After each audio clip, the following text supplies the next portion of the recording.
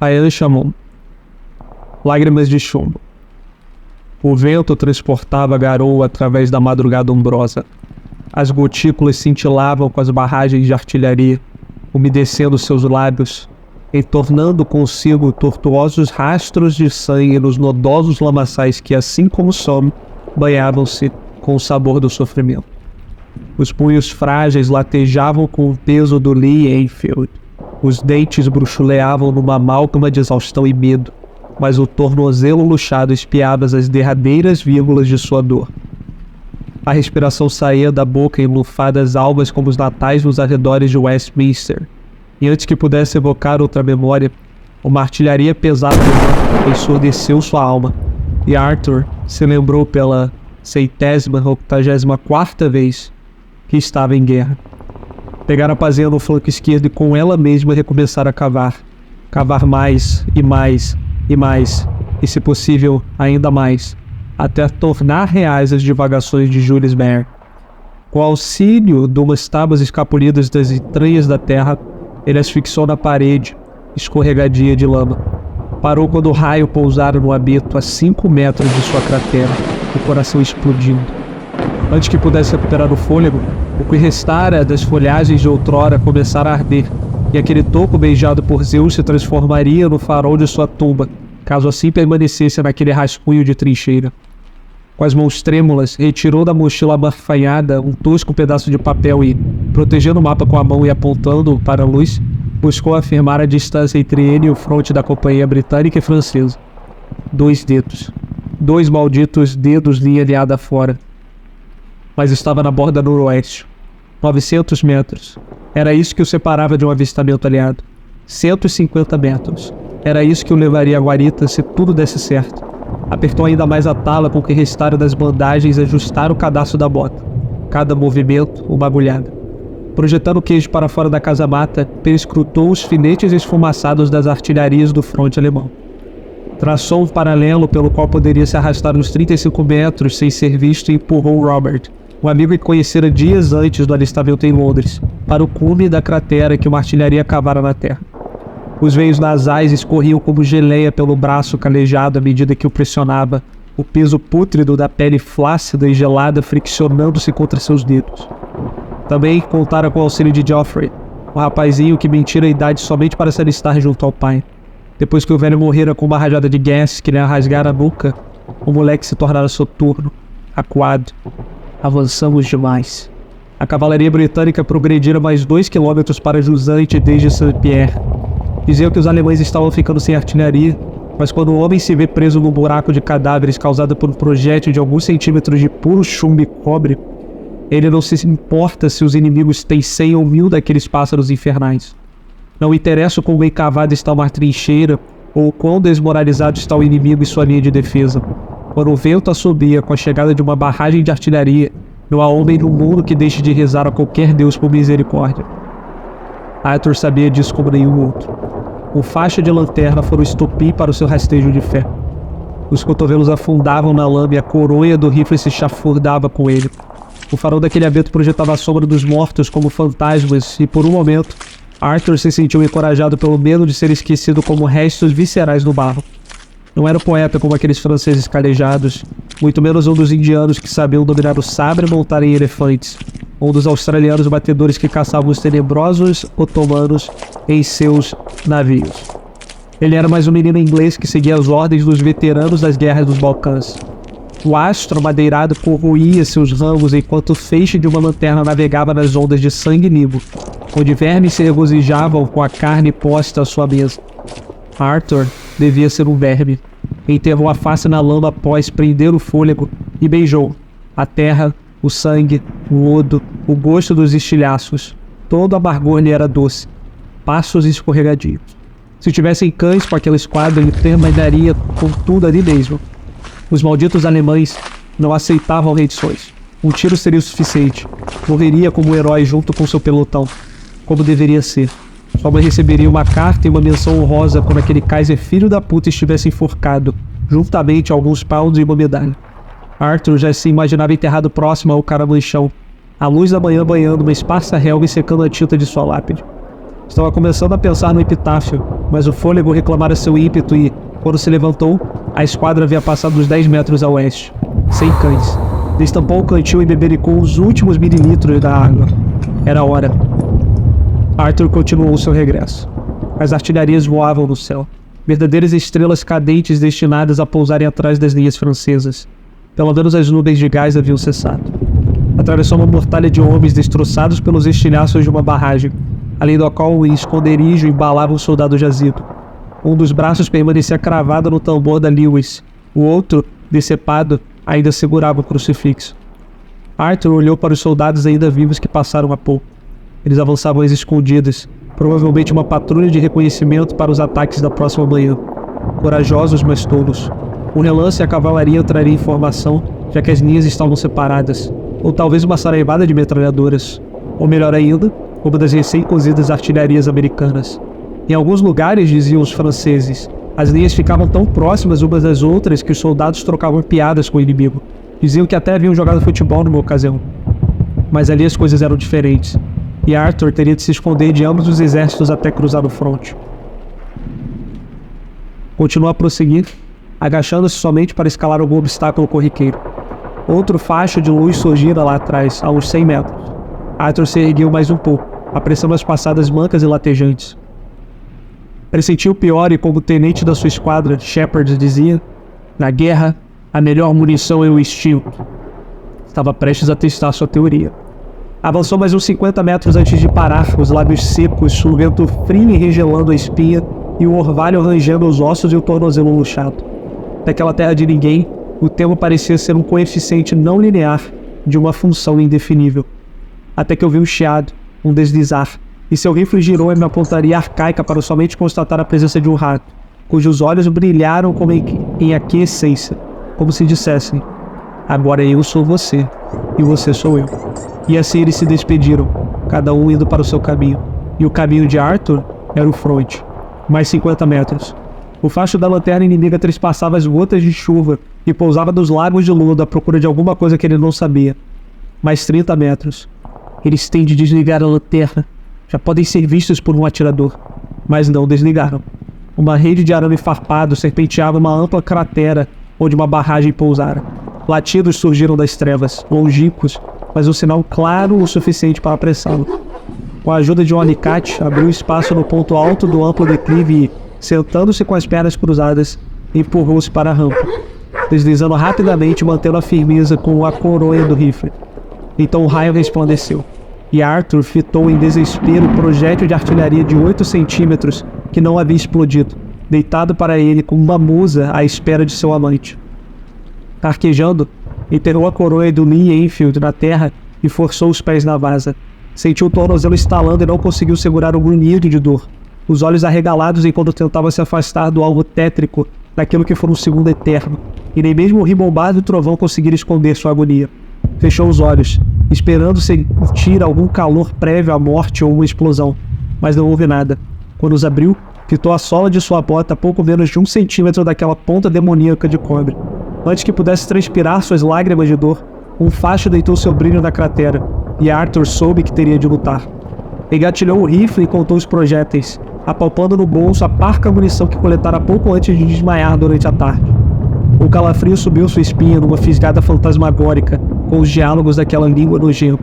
Limpou a terra da empunhadura e espantou o orvalho da mira férrea, sentindo o metal gelado na maçã do rosto enquanto sacava o cano da arma como uma cobra, pronto para dar o primeiro bote tão logo tivesse visado do alvo. A lanterna precisava atirar no portador da luz. O pulmão latejou quando prendeu a respiração. Sentiu as pupilas dilatarem com a adrenalina e os punhos trêmulos de repente se retesaram. 4 sombras segurando suas armas, a tropa com o cachorro a uns 40 metros a nordeste. Ele teria tempo, mas pouco. Ele esperou até que os vultos ficassem a uns 20 metros, cada gotícula do chuvisco ressoando na soleira lamacenta do campo de batalha, uma música que somente Arthur podia ouvir, a música da morte. O tiro cortou seu caminho na terra de ninguém como o pão no correio que trazia a mensagem pura e simples: eu não vou morrer aqui. A lanterna tombara com o anúncio de seu acerto, e pela primeira vez na vida a escuridão iluminara o caminho de Arthur. Outros 3 vultos pegaram em armas, deitando-se desajeitados e gritando enquanto acuavam o Camarade, agonizante. Como um lobo cercado por uma alcateia hostil, ele viu medo nos olhos do inimigo. Não sabe minha posição, nem se há mais homens. O segundo tiro alçou um voo até pousar no ninho dentário do sujeito que não parava de falar até aquele momento. Cada segundo, cada batida de coração era uma vantagem a ser aproveitada. Outro disparo cortou a noite para acertar um toco perdido em meio ao caos, e uma rajada de supressão revoou em resposta desesperada, mas ágil o suficiente para que o inimigo recuperasse a lanterna. Arthur se abrigou contra os disparos e se projetou para fora da cratera, já preparando o próximo tiro. Os dois alemães gritavam enquanto a segunda esquadra vinha acudi-los. Mirou na fileira agrupada, mais um erro causado pelo desespero. Um erro que ele aproveitaria. O disparo voou até raspar no ombro de um dos soldados, e todos se deitaram procurando a origem dos tiros. Agora, um tiro, 20 metros. Traçou uma trajetória diagonal pela qual poderia se afastar do inimigo à medida que se aproximaria do seu fronte. Cerrando os dentes, Arthur se levantou e correu, bamboleante devido ao terreno e seu tornozelo ardido, mas correu. Parou uns 20 metros e teceu um novo disparo na malha da chuva. Não acertou, mas não era esse o propósito. Correu mais, até que uma dupla rajada de metralhadora sibilou na terra ao redor. Ele se jogou na lama como um porco desesperado antes de ser abatido para a ceia. Ainda deitado, efetuou mais um disparo, pois ouvia os gritos dos inimigos aproximando-se. Não poderia escapar das armas automáticas facilmente. Um segundo a mais. Era tudo o que ele precisava.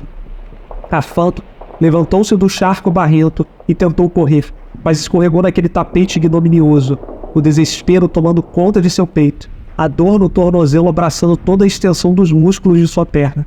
Mas se levantou. Arthur não estava disposto a morrer naquela data. Não estava disposto a ser parte da perda daqueles que tão pouco se importavam. Ele queria ir para casa, abraçar sua mãezinha, comer um bolo e tomar um chá enquanto lia alguma coisa na biblioteca do papai.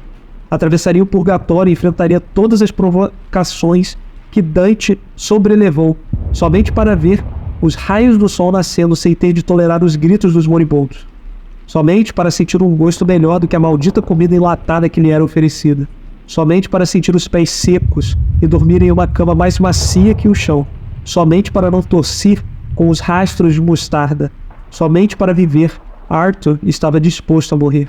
Tirando forças das entranhas cansadas e erguendo Lee Enfield como Robin Hood, agachou-se na lama e esperou o primeiro vulto surgir, lá longe, e quando o brilho tênue da noite resvalara no capacete, ele atirou, ouvindo mais um tombar.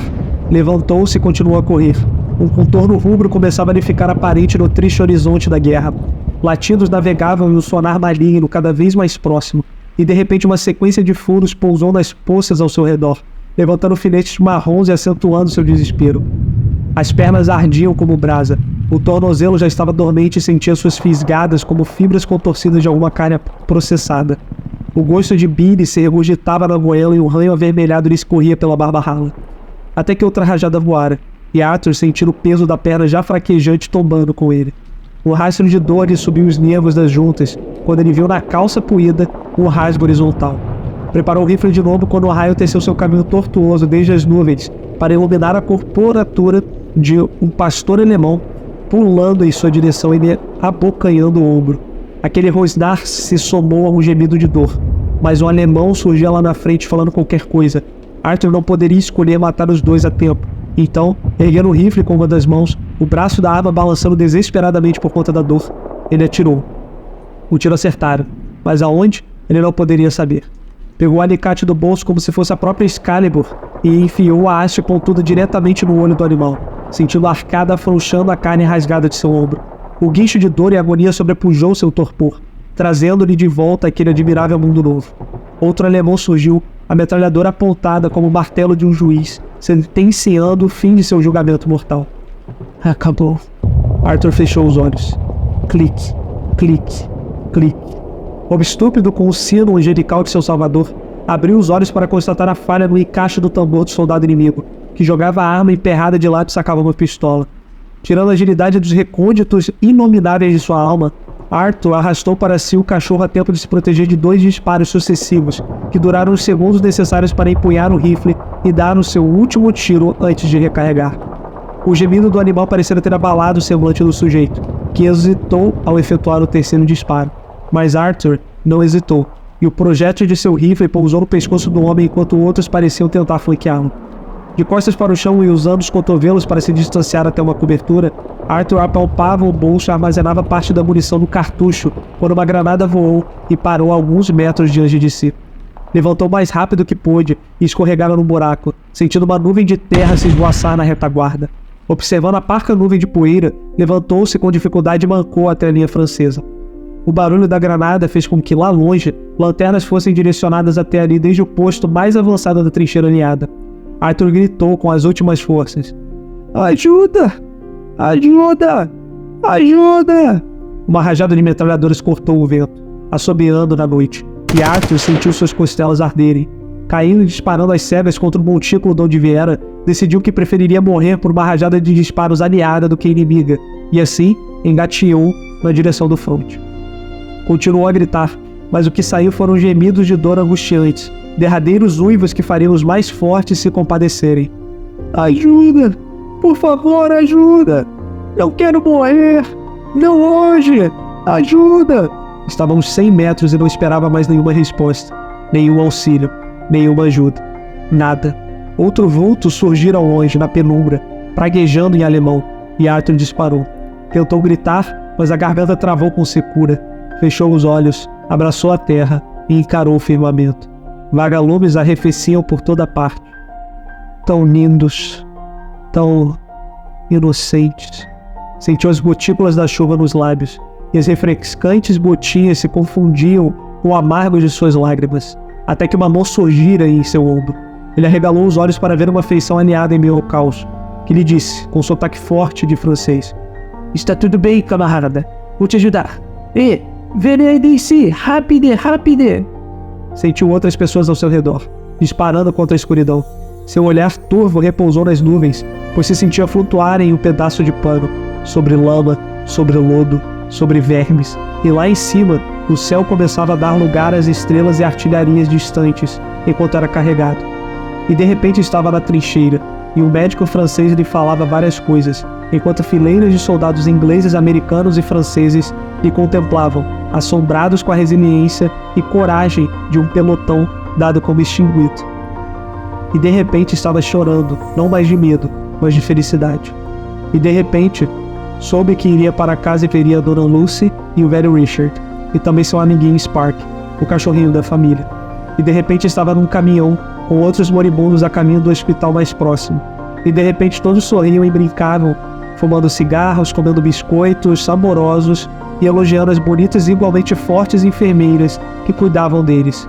De repente contando suas próprias histórias de luta, de sobrevivência, de compaixão, de camaradagem, de esperança. E de repente fitou o céu. De repentemente agradecendo a Deus pela chance de viver.